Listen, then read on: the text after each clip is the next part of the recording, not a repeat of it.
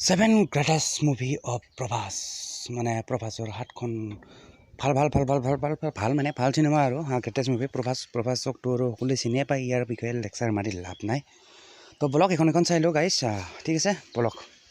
so' without wasting your time let's get start the video'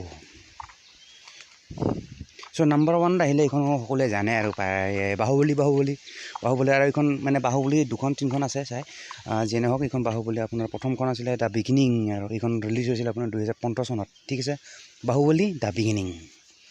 আৰু ইয়াৰ বিষয়ে কিবা লিখা আছে ডাইৰেক্টেড কোন কৰিছিল এইবিলাক এইখন চিনেমা ডাইৰেক্ট কৰিছিল আপোনাৰ এছ ৰাজমৌলী ঠিক আছে যেনে হওক এইখন আছিলে বাহুবলী মানে বাহুবলী দ্য বিগিনিং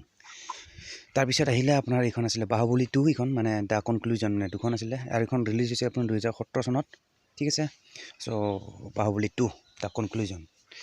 তাৰপিছত আহিলে এইখন আছিলে আপোনাৰ মিৰ্চি 2013 চনত ৰিলিজ হৈছিল এইখন মিৰ্চি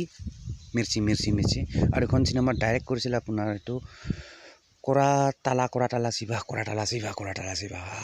ডাইৰেক্টৰ হয় এইখন চিনেমা মিৰ্চি 2013 চনত ৰিলিজ হোৱা এইখন চিনেমা প্ৰভাসৰ এখন অন্যতম চিনেমা বুলি ক'ব পাৰি তাৰপিছত আহিলে আপোনাৰ এইখন ছত্ৰপতি আৰু এইখন 2005 চনতে ৰিলিজ হৈছিল এইখন প্ৰভাসৰ আৰু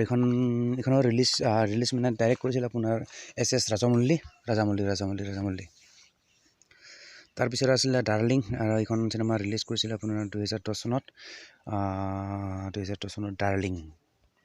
তাৰপিছত আহিলে মিষ্টাৰ পাৰফেক্ট এইখন 2021 চনত ৰিলিজ হৈছিল আপোনাৰ আৰু এইখন চিনেমাৰ আপোনাৰ ডাইৰেক্টৰ বুলি ক'লে ডাইৰেক্ট কৰিছিল আপোনাৰ দশৰথ চ' নেক্সট আহিলে আপোনাৰ এখন ফাৰচাম আৰু এইখন চিনেমা ৰিলিজ হৈছিল বহুত আগত মানে পুৰণা চিনেমা হয় 2004 চনতে ৰিলিজ হৈছিল এইখন চিনেমা ফাৰচাম চ' গাইছ এইখিনি আছিল এই 7খন আছিল আপোনাৰ প্ৰভাসৰ জনপ্ৰিয় চিনেমা বুলি ক'ব পাৰি 7খন জনপ্ৰিয় চিনেমা চ' বলক আৰু এবাৰ ৰিপিট কৰিছোঁ নামবোৰ চ' এইখন প্ৰথমখন আছিল বাহুবলী দ্য বিগিনিং বাহুবলী 2খন হয় এখন দ্য বিগিনিং এইখন ৰিলিজ হৈছিল 2015 চনত আৰু ডাইৰেক্টৰ কৰিছিল আপোনাৰ এছ ৰাজমৌলী তাৰপিছত আছিলে বাহুবলী 2 ছেকেণ্ডখন মানে দ্বিতীয়খন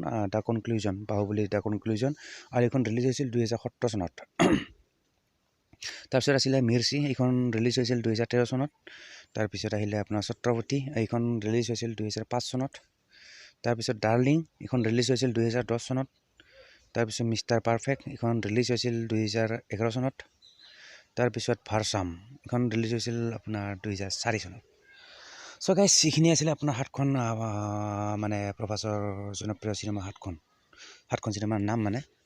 ঠিক আছে চ' গাইছ আশা কৰোঁ ভিডিঅ'টো চাই ভাল পালে নিশ্চয় এণ্ড যদি ভাল পালে এটা লাইক কৰি দিব মানে do like and don't forget to subscribe my YouTube channel ঠিক আছে তো গাইজ মিলতে हैं फिर नेक्स्ट वीडियो पर till then bye guys and see you soon